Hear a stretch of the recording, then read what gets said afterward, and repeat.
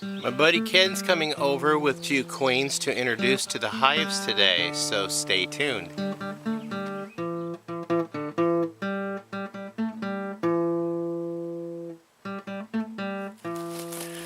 Welcome back to Pine Meadows Hobby Farm. I'm your host, Jerry Hansen. We're in the apiary today. We're going to be playing with honeybees. All right.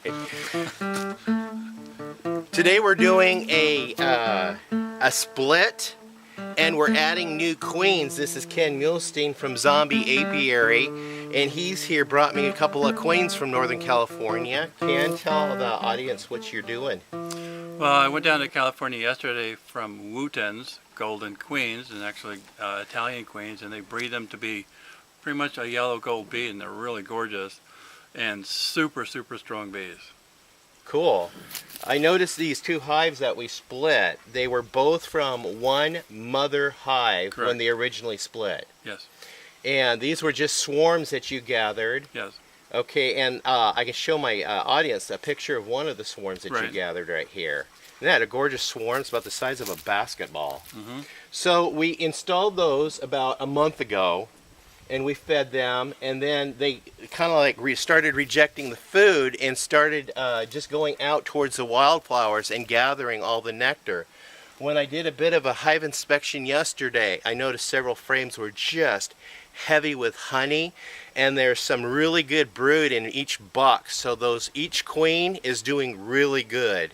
So what we did when we split the boxes is we took 2 frames, one of honey and one of brood, put them in the top box, put a queen excluder between them. What a queen excluder is, it's space enough for worker bees to get through, but the queen, Her Majesty, is a little bit too big of a butt, so she can't get through there, and so that prevents her from going up, and it reduces the risk of introducing a new queen into a hive that already has a queen. So we wanted to keep Her Royal Majesty in the lower hive, take the upper box, set it aside on the new foundation or the new base, and that's when Ken introduced a new queen. Correct. And so the queens came in a little box. Yes. And there was some other bees in there. What's the purpose of those bees? Well, those are the nurse bees. They actually take care of the queen because the queen doesn't feed herself or clean herself, so that's the nurse bee's job. So they always put nurse bees in with the queen to take care of her. Okay, and I noticed there's one side that was just screen, the rest of it pretty solid wood. Correct.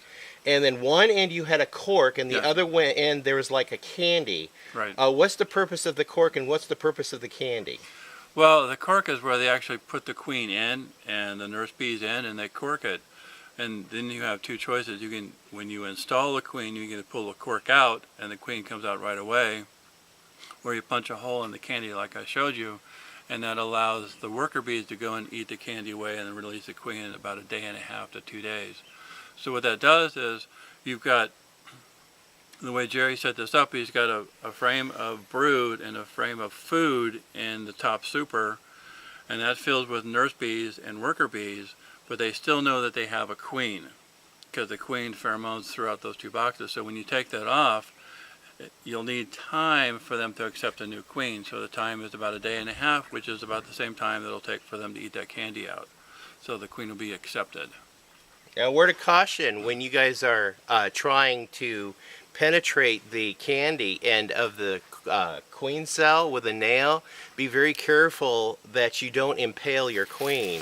So as these boxes fill up, right now the new boxes are about 3 to 4 frames worth of bees and brood.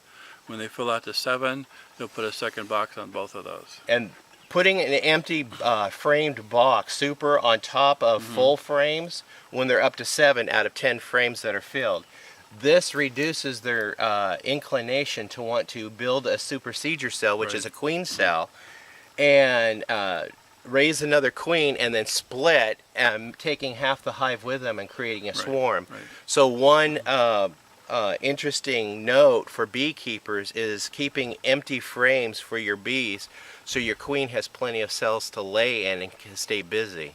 Correct. So this is Ken Muhlstein. I'm your host, Jerry Hansen. We're at Pine Meadows Hobby Farm doing the apiary beekeeping thing. You can also follow me on Facebook. I'm also on Twitter, and I'm also on Pinterest. And what else am I on? Google Plus. Okay. And yeah, just find us on social media. We'll see you guys in more videos.